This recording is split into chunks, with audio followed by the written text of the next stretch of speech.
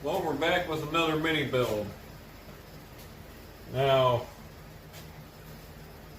the bike that I put a carb on and in the rear sprocket, well, I was losing power when I was riding one day, and the fucking brand new intake manifold that I had ordered and put on just split.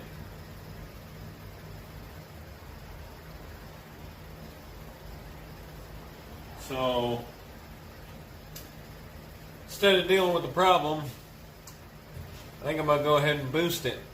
So at one point in time, I had a Coleman mini bike that I had this motor on. I actually traded that Coleman for a turbo motor that's over there. And I was able to generate 2 pounds before it would overpressure the carb and then cut out. So, playing with stuff, I did a couple things. I was able to get it up to 4 pounds, and then it cut out because I was always finding a vacuum leak that would just kill it. So I kind of got the gist of it and know roughly what to do. So what I'm doing is I'm taking, I believe it's Volvo inline 6 twin turbos. They're really tiny. And gonna turbo that dirt bike. So let's see how it goes.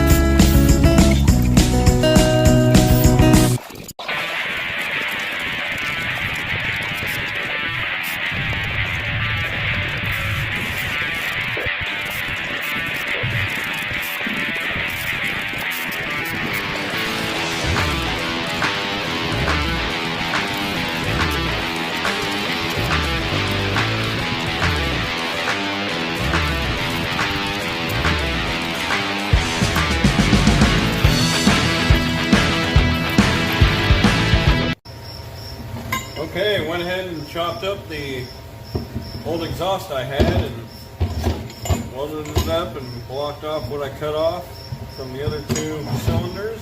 And put it back together, bolt it up, weld on a bracket, that way it's not so heavy, and then figure out all the intake tubing. So we'll go from there.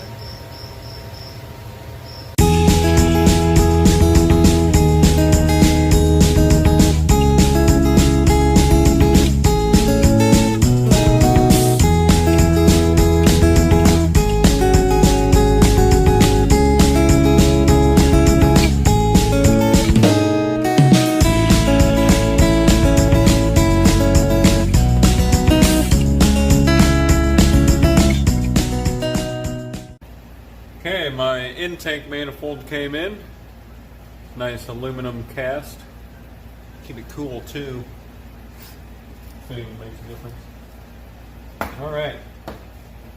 So there's a couple things I have to do to the carburetor to run boost.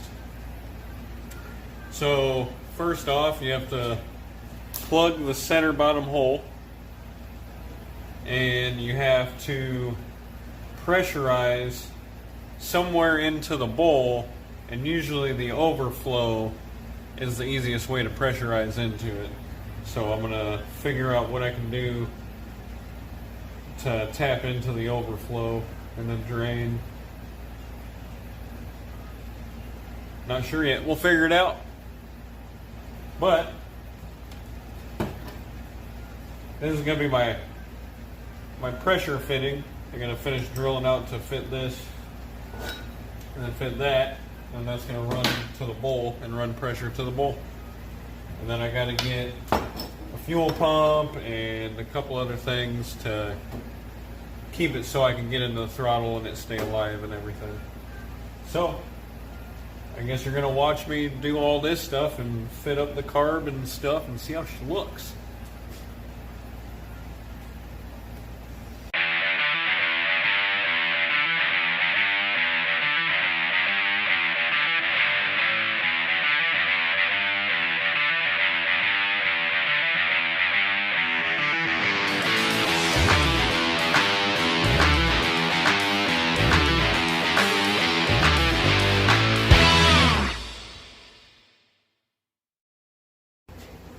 Okay, before I put the seat back on, I'm going to kind of point out everything I've done because a lot of things took a lot of time, and for a mini build I'm not going to record everything. So as you can tell here, got battery harness that's running now.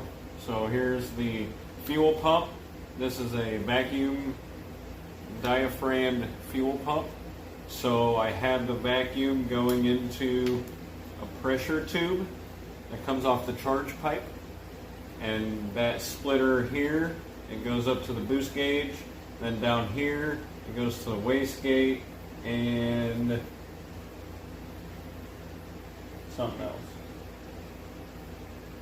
Oh, and to the carburetor. And so now this thing, this green thing, is an oil pump. I don't know if you can see it. It's an oil pump, electric oil pump. I got wired in. That's why I turned it into a battery bike, to pump the oil through and keep it lubricated.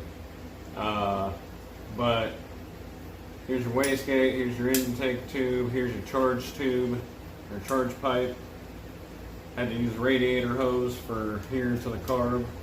And then here's the exhaust on it. Here's the exhaust from the motor. Right here, I may have to move it, but this is where the O2 sensor is. And for my wideband, I probably want to put it down here, a little bit farther away from the outlet. That way it reads properly for when I get the airflow ratio gauge, the wideband. So for right now, all I have to do is put the seat on, make a battery bracket in the back, hook up the battery cables, and I think that's it. Oh, and get the wideband, and then it's ready to rock and roll. But for right now, I just don't want to let it run too lean and blow it up before I actually get it out riding, so I'm not going to start it up too much and run it. So I'm going to get the bike together, get the battery set up, all going, and I got to order the airflow, the wideband gauge. It comes with the O2 sensor and the harness, and I think it comes with a bung. So I'm going to have to drill out, weld in a bung, plug this one up, and then put the gauge in my new gauge pod that I have on. So let's get to it.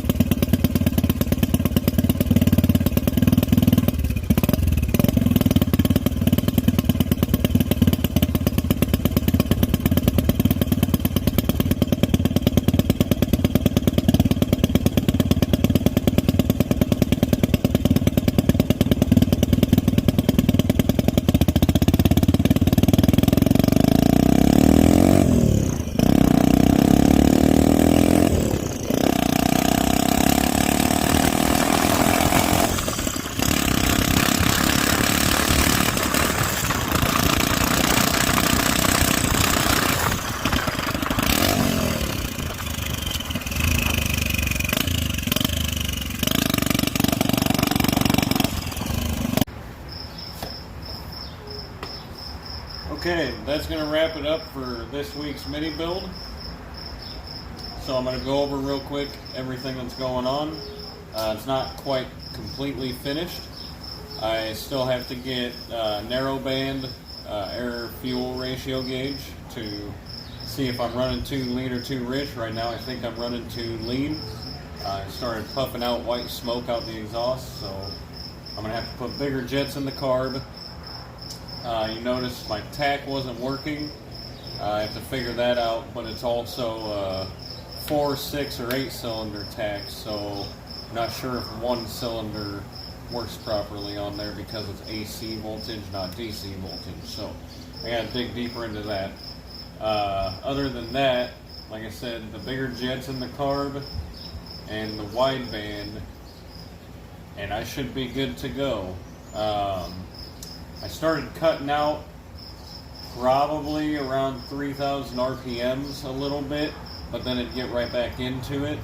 So I'm assuming that's because of my jetting. So for right now, what you see is what you get. So I'm going to real quick go over everything that I've done. We put in a key ignition that turns on the oil pump for the turbo and turns on the lights for the tack and the boost gauge, and also gets the tack working. And then placement of the battery is now back here because there was no battery on these bikes. It's a Chinese hensim 150, and it was just a kickstart bike with just a CDI to get it running. I had to build a new harness to run a rectifier, which is right here, and this is where the battery is. The fuse is right here, and I should probably get a cap for it so it's covered up, but kept to the raw look to it, so I figured I'd do something like this. And this will allow the wires to go in without people seeing from the top and back. So I don't know, it looks alright to me. I don't care what you think. I hope you enjoyed. Drink full throttle.